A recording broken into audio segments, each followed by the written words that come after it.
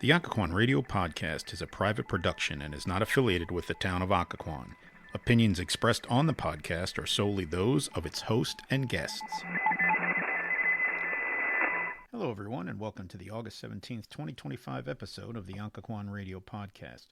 I'm your host, Ernie Porta, bringing you 10 to 15 minutes of irregular, unscheduled updates on things Occoquan and beyond. We were off for a week, and there's a lot to cover in 10 to 15 minutes, so there will be no Rumor Mill Shredder segment this episode.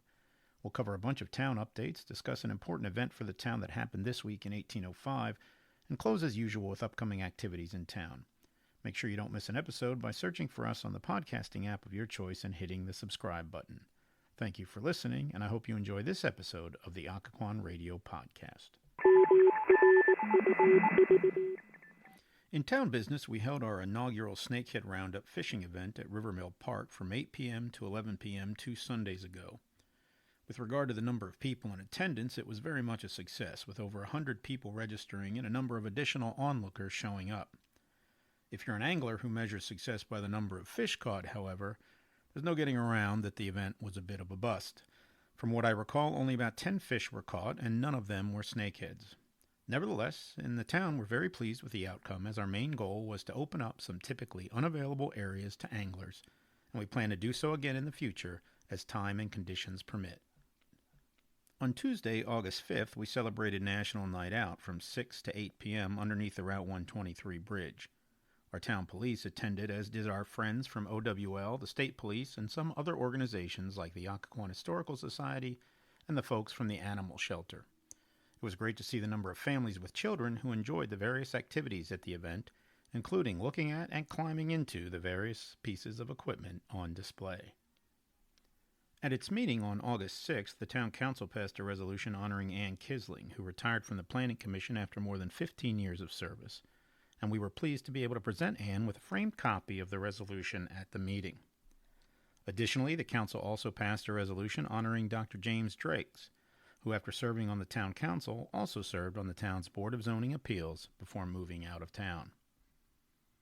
At the meeting, the town was also the recipient of a generous donation of an Occoquan riverine photo entitled Over Quiet Docks from fine art photographer Mark Summerson, who recently moved to town with his family. Mark was a new vendor at our most recent Riverfest, and his online store now features several beautiful prints of Occoquan. You can find them at www.marksummersonphoto.com. The photo is now proudly on display in Town Hall. Thank you, Mark, for your generosity, and welcome to Occoquan. I also want to thank the residents who came to the last town council meeting to share their experiences with us. I won't address them in detail here, but we're very grateful you took the time to do so. I also want to take the time to mention a few businesses in town. First, congratulations and welcome to the Eureka Coffee Company, who opened an Ethiopian coffee shop on Poplar Lane and whose ribbon-cutting ceremony we enjoyed on Thursday, August 14th. I also want to make sure everyone is aware of our new Thai restaurant, Thai Gang Wan, which took the location previously operated by Ban Thai. The food and service at Thai Gang Wan are fantastic, and I encourage everyone to pay them a visit.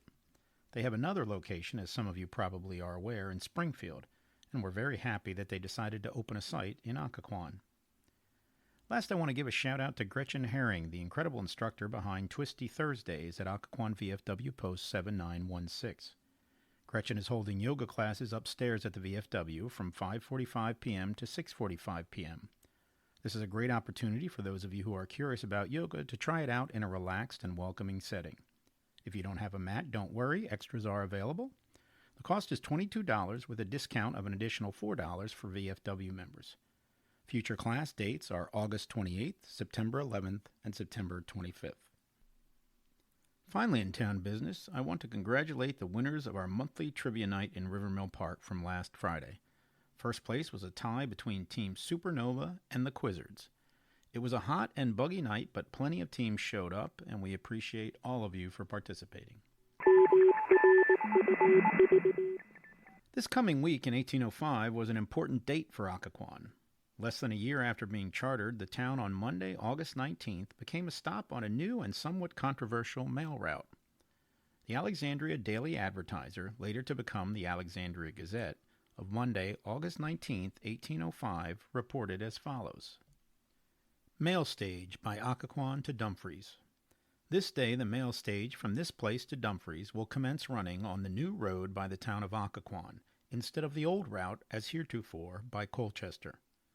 To the exertion of an individual, and at a very considerable expense, the public are indebted for a new and elegant road for 10 miles of the route, which make the difference between this place and Dumfries somewhat shorter and infinitely better.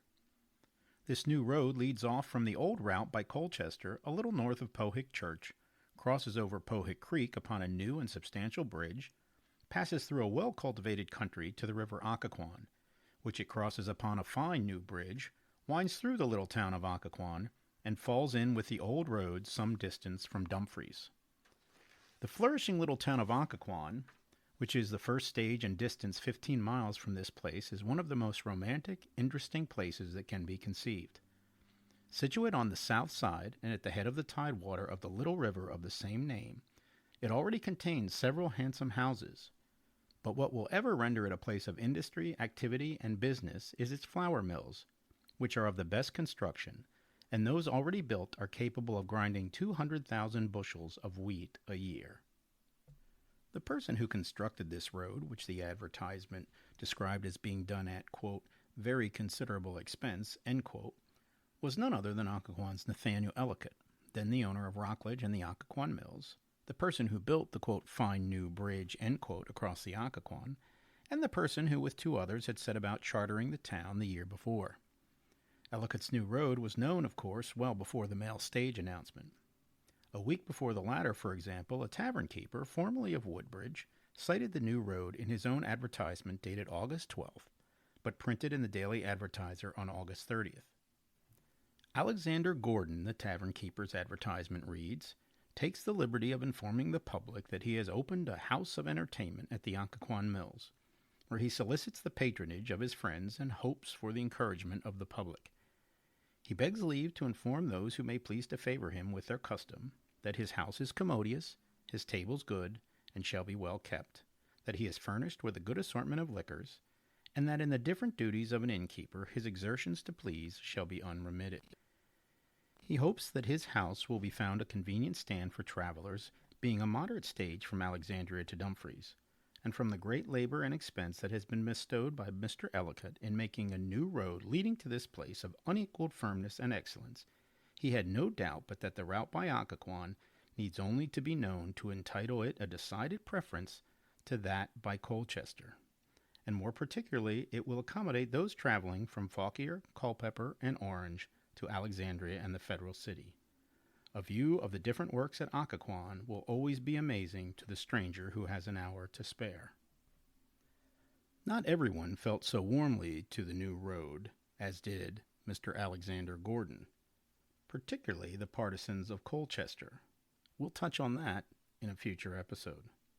In the meantime, I encourage everyone who is interested in learning more about Occoquan history to visit Occoquan's Millhouse Museum and consider joining the Occoquan Historical Society. You can find more information at www.occoquanhistoricalsociety.org. Incidentally, the folks at the museum are now doing double duty as the site is also now an official visitor center. So please stop by. As I mentioned at the start, there is no Rumor Mill Shredder segment this episode, so we'll get right into upcoming events. Beginning August 21st, Laura Jones Fine Art Gallery, one of our newer businesses, will be offering oil painting lessons as part of a 6-week class.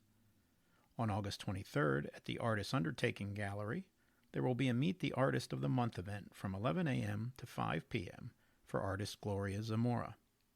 The next day, Sunday, August 24th, 2B on Poplar Alley, another one of our newer businesses, will host a clay earring workshop from 2:30 p.m. to 4:30 p.m., while that same Sunday, Madigan's Waterfront Restaurant will host a Disney and Encanto brunch from 11 a.m. to 2 p.m., and then a murder mystery that night from 5 p.m. to 7 p.m.